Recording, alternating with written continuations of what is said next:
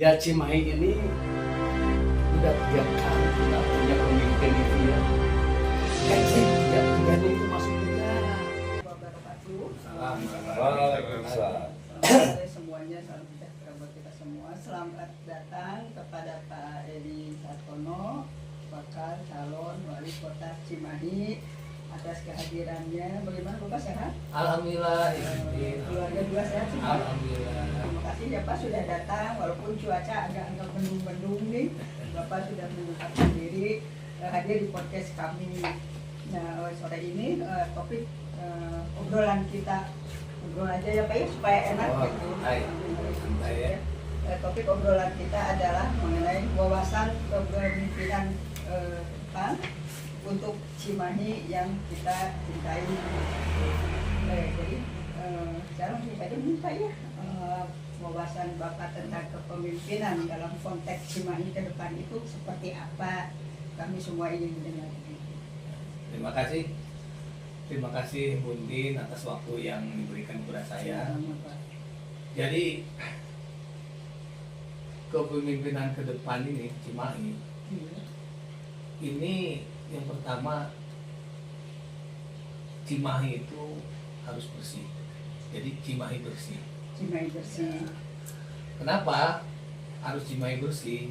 Ya. Karena memang kalau saya jabarkan ya, Cimahi bersih, B-nya bahagia. Nah, bagaimana seorang pemimpin Cimahi ini harus mampu membuat bahagia warga masyarakatnya. Ya.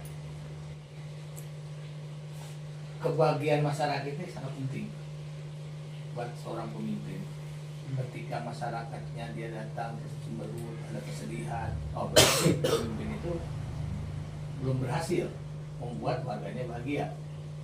Jadi seorang pemimpin yang berhasil itu jika masyarakatnya sudah bahagia begitu. Bahagia. Kalau ukur bahagia itu apa Pak Gini, kira-kira? kita jabarkan nih, Ya, jabarkan. B-nya bahagia, Ya.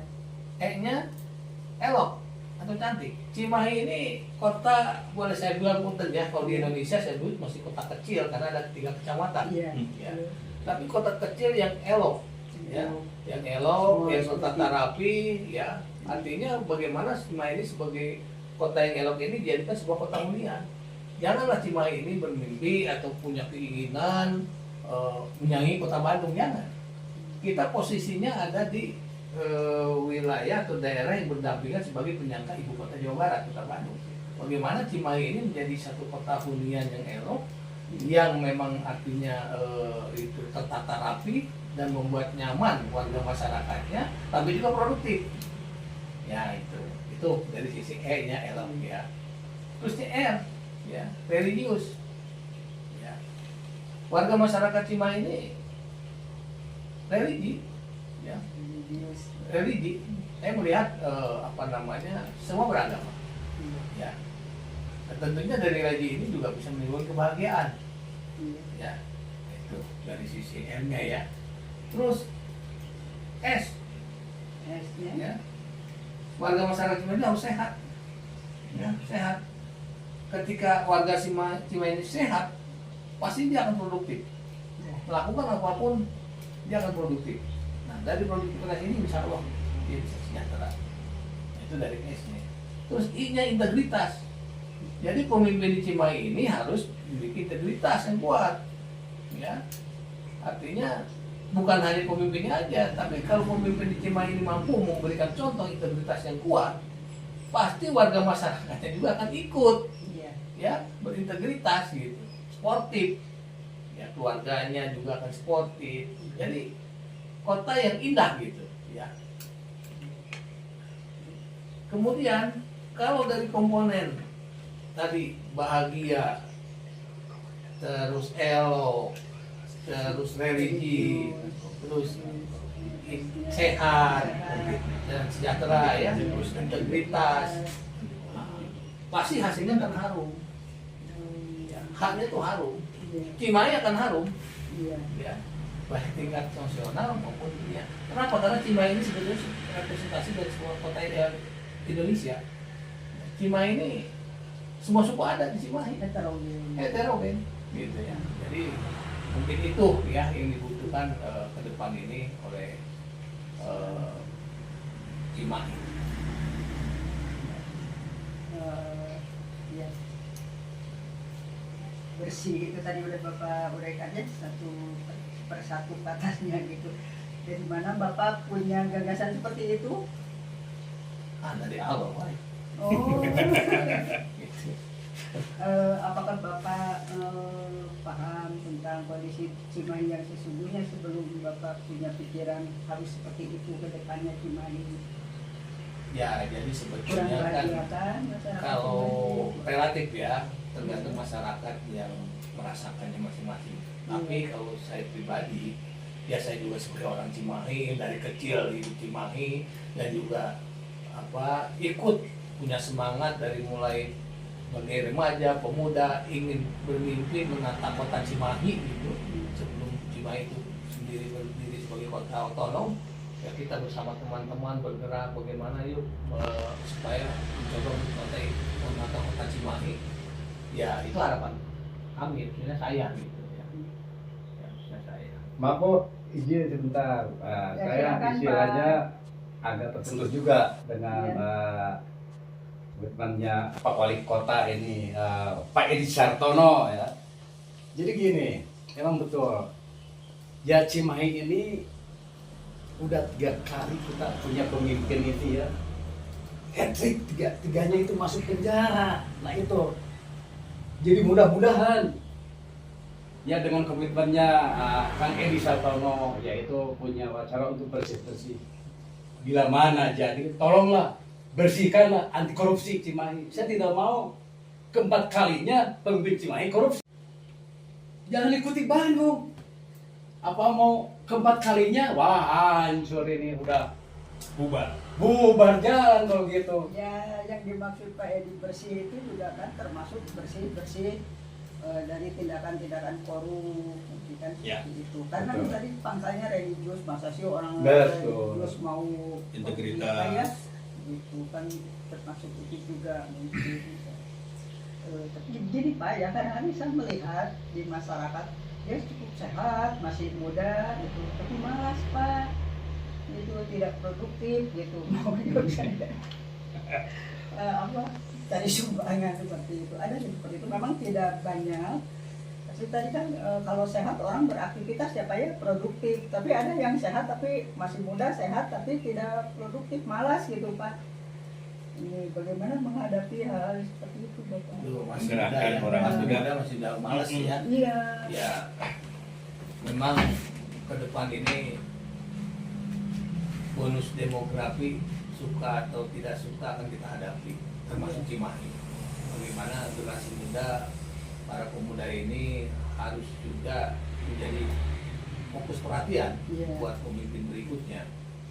Ya, karena dari tangan mereka lah estafet kepemimpinan ini nanti ada di mereka. Kita bisa bayangkan ketika para pemuda itu sendiri dia masih muda, dia tidak punya semangat, tidak punya kreatif, sehingga malas, akhirnya tidak produktif.